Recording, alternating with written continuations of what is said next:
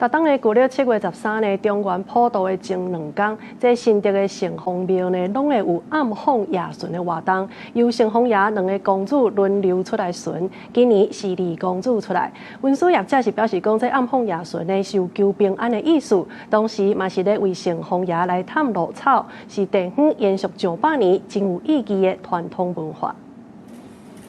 向城隍爺報告以後，夜巡就正式開始。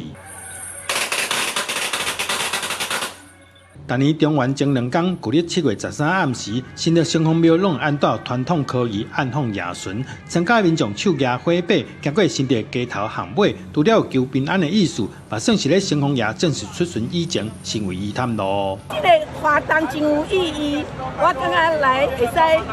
好心民保庇，還蠻有意義的。因為7月嘛，總是慈悲月，然後福祿月，然後想說出來也許安訪一下，然後讓地方更平靜一點，很特別啊，想來感受一下。而且好像只有新竹有這個活動吧。有文書學者指出，暗訪夜巡主要就是為着要替受冤枉的好兄弟伸冤，但是攏是由城隍爺2位公主輪流出巡，今年輪到2公主。學者表示，這是新竹真有代表性意義的宗教文化。伊的任務是較特殊哈，特殊就講，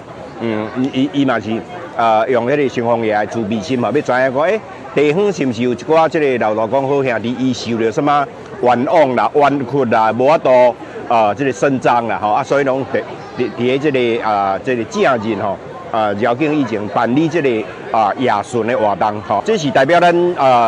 即個新竹的民俗的特色，所以呢，咱一定要好好保存即個珍貴的即個文化資產。大公主甲2公主因都輪流帶退小公出去暗訪。信眾手舉火把，現場看起來是真壯觀，火光甲規個新竹市的暗暝笑甲光影影。要這項傳統民俗文化完整保留佇台灣這塊土地。記者杜君和新竹報道。